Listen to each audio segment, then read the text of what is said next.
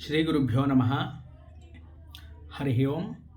ఇప్పుడు మనం చెప్పుకునేటువంటి అంశం ఏమిటి అంటే అండి, అమృతేశ్వరుడు. ఈయన కాశీ క్షేత్రంలోనే చాలా గొప్ప లింగం అండి.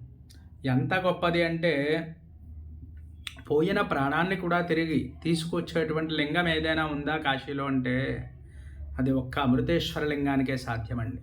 ఎందువల్ల అంటే ఒకానొక సందర్భంలో సనారు అనేటువంటి ఒక మహర్షి, ఒక ఆయన మునీశ్వరుడు ఈ యొక్క కాశీ క్షేత్రానికి వచ్చి అక్కడ కఠోరమైనటువంటి సాధన చేద్దాము, తపస్సు, జపము, అనేకమైనటువంటివి అనుష్ఠాన విభాగం అంతా కూడా చేసుకుంటున్నటువంటి సమయంలో తన కుమారుడు మరణించాడండి.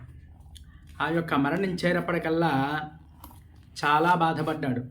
అంటే ఎంత ఆ యొక్క సనార్ అనేటువంటి బ్రాహ్మణోత్తముడు చాలా బీదవాడు. అంతేకాకుండా అతనికి దహన సంస్కారాలు చేయాలి అంటే ధనం కూడా లేదండి. ఆ కుమారుడి పేరు ఉపజంఘుడు.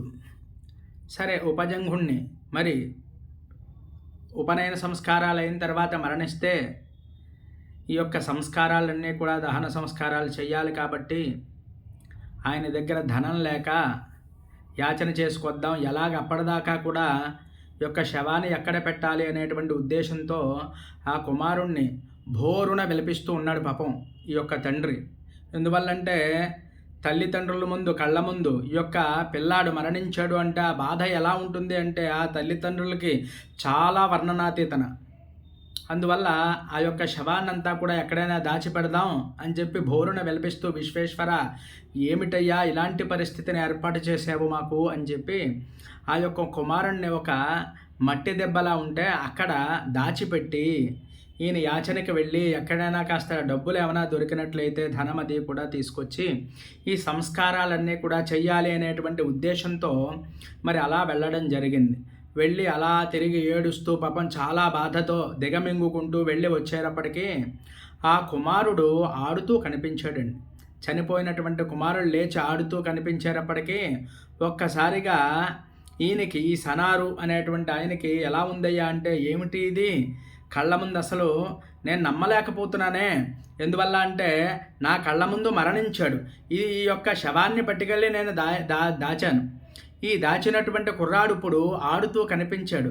అందువల్ల ఎంత సంతోషంగా ఉందంటే విశ్వేశ్వర, నేను ఉదయం నుంచి కూడా ఎంతో బాధతో, దుఃఖంతో ఉన్నాను. నిన్ను అనేకమైనటువంటి సార్లు కూడా నేను దూషించున్నాను. అందువల్ల కానీ నాకు నువ్వు వీడిని నవ్వుతూ చూసేటప్పటికీ అయ్యో నేను పొద్దున్నుంచి ఎంత పాతకం చేశానే అని చెప్పి చాలా బాధపడుతున్నాను. అసలు నా కుర్రాడు బతకడానికి గల కారణం ఏమిటి అనేటువంటిది నేను తెలుసుకోవాలి అనేటువంటి ఉద్దేశంతో తిన్నగా ఎక్కడైతే దాచిపెట్టాడో ఆ శవాన్ని అక్కడంతా కూడా వెతికేటప్పటికి అక్కడ ఆ మట్టి దిబ్బ మీద ఏదైనా చీమలు ఇది కూడా చనిపోయి పడినట్లయితే వెంటనే బతికేస్తున్నాయిటండి. అదంతా కూడా తవ్వి కిందకి చూసేటప్పటికీ అక్కడ ఒక లింగం ఒకటి కనిపించిందండి, చిన్న లింగం.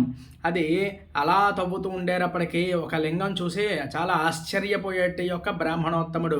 ఎందువల్ల అంటే అది అమృత తుల్యము, అంటే అమృతేశ్వర లింగము.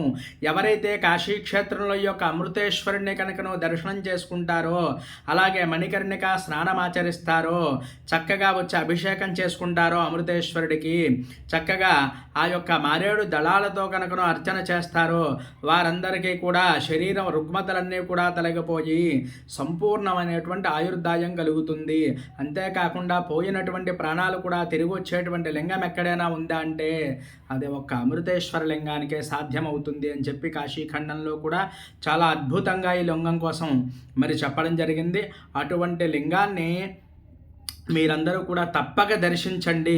ఇటువంటి లింగాలు అనేకమైనటువంటి మనం మరి వీడియోలు అయితే పెట్టడం జరుగుతోందండి. అందరూ కూడా తప్పకుండా ఈ యొక్క స్వామిని దర్శనం చేసుకోవాలి.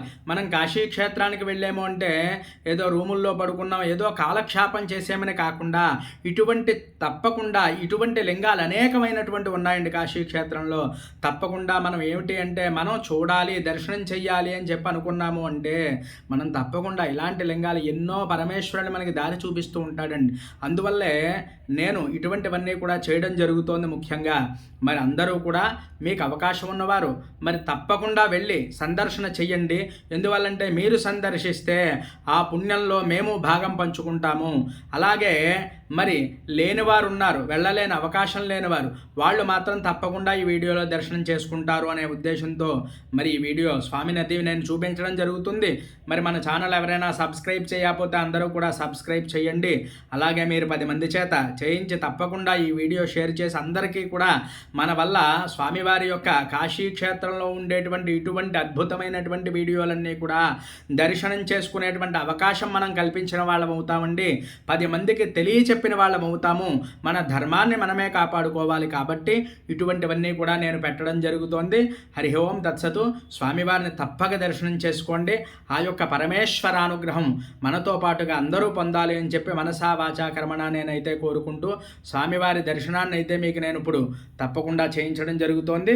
చూసి తరించగలరు. హరి ఓం. మనం ఇప్పుడు చూస్తున్నది అమృతేశ్వర లింగము. ఇది ఎలా వెళ్ళాలి ఇప్పుడు మనం చూద్దామండి. మనం 3వ నెంబరు గేట్ నుంచి లోపలికి వెళ్ళి వచ్చేసిన తరువాత లెఫ్ట్ తీసుకుంటే అంటే మనకి ఎడమ వైపు భాగంలో కొంచెం ఎదరకు వచ్చినట్లయితే మనకి ఆదిశంకర భగవత్పాదుల యొక్క విగ్రహం కూడా కనిపిస్తుందండి. ఆ విగ్రహం దగ్గర నుంచి ఎడమ భాగంలో కొంచెం మనం బయటికి వెళ్ళేటువంటి దారి కింద కనిపిస్తుంది. అలా ఉన్నట్లయితే చూడండి, అమృతేశ్వర్ మహాదేవ్ మందిర్ అని చెప్పి ఇక్కడ ఇలా కనిపిస్తుంది. ఇలా కటకటాలు కట్టి ఇక్కడ నుంచి మెట్లు ఉంటాయండి. మనం ఈ మెట్లు దిగి కొంచెం బాగా లోపలికైతే మనం వెళ్ళవలసి ఉంటుంది. ఎందువల్ల అంటే కొన్ని లింగాలు మనకి ఇలాంటి మంచివన్నీ కూడా చాలా కిందకు ఉంటాయి. ఇందాక మనం చెప్పుకున్నాం చూడండి, ఈ యొక్క దాంట్లో మనకి బాగా కిందకు ఉంటుంది. ఇదే అమృతేశ్వర లింగము. చాలా గొప్ప లింగం అండి. కాశీలో ఇటువంటి అద్భుతమైనటువంటి లింగం అమృత తుల్యం ఇంకెక్కడా కూడా లేదు. అందువల్ల స్వామివారికి మనం వెళ్ళేటప్పుడు కాస్త గంగోదకం అంటే గంగనీళ్ళు కానీ లేకపోతే మారేడుపత్రి కానీ మరి తీసుకువెళ్ళి ఆ స్వామికి సమర్పించుకున్నట్లయితే ఎన్నో జన్మల్లో చేసినటువంటి పాపం అది కూడా మనకి తొలగిపోతుంది. అటువంటి లింగమే మనకి అమృతేశ్వరుడు. ఒక్కసారి మనసా వాచా కర్మణ స్వామివారిని స్మరణ చేసుకోండి. ఓం నమః శివాయ అంటూ అక్కడ జపం చేసుకోండి. ఎందువల్ల అంటే చాలా ప్రశాంతంగా ఉంటుందన్నమాట.